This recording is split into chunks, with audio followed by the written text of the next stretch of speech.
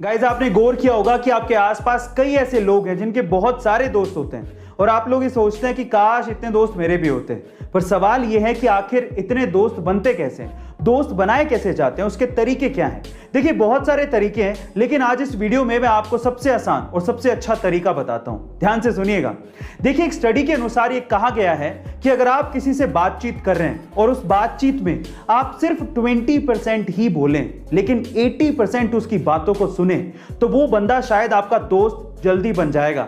लेकिन उसकी बात को सुनने के लिए नहीं सुनना है, उसकी बात पे गौर भी करना है। ये बहुत इंपॉर्टेंट है। गाइस आपको ये ट्रिक कैसी लगी कमेंट सेक्शन में जरूर लिखिएगा। 21वीं सदी का इंसान तरक्की तो बहुत कर रहा है लेकिन उसकी मोरल वैल्यूज घटते जा रही हैं। मान लीजिए कि अगर ऐसे ही किसी का सामान कहीं पे छूट जाए या फिर किसी दुकान पर दुकानदार का ध्यान थोड़ा सा भी भटक जाए ना तो लोगों का ईमान डोल जाता है और बहुत से केसेस में तो चोरियां भी हो जाती हैं। लेकिन मिजोरम में ऐसा नहीं है। मिजोरम में आपको बहुत सी ऐसी दुकानें मिल जाएंगी जहां पर दुकानदार होते ही नहीं है।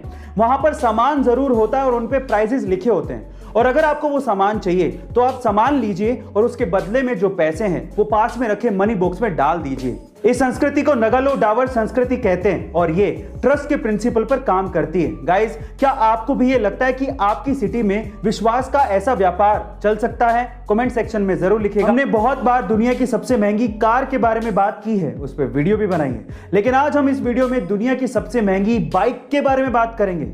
अगर मैं आपसे सवाल पूछूं कि दुनिया की सबसे महंगी बाइक का नाम क्या है और वो कितने रुपए की है तो आप लोग क्या कहेंगे?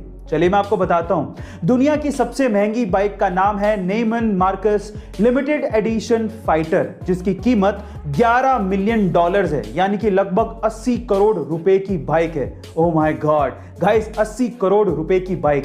मैं सोचता हूं कितनी महंगी बाइक आखिर खरीदता कौन होगा, लेकिन बाइक लवर्स के लिए बहुत क्रेजी बाइक है। गाइस आपको इसके बारे में जान के कैसा लगा कमेंट सेक्शन में जरूर लिखिएगा। टोक्यो ओलंपिक में दिए जाने वाले gold, silver and bronze medals भी कुछ खास तरीके से बनाए गए हैं। कैसे, मैं आपको बताता हूं। एक्चुअली इसके लिए 2017 से ही एक कैंपेन चलाया गया जिसमें वहां के लोगों को यह रिक्वेस्ट की गई कि अगर आपके पास पुराने इलेक्ट्रॉनिक गैजेट्स जैसे कि लैपटॉप, स्मार्टफोन्स हैं तो आप उन्हें डोनेट कर दीजिए। लोगों ने इसमें बढ़ चढ़ के हिस्सा लिया जिससे 78,000 टन यानी कि लगभग 63 लाख से भी ज्यादा लैपटॉप्स एंड स्मार्टफोन्स इकट्ठे किए गए।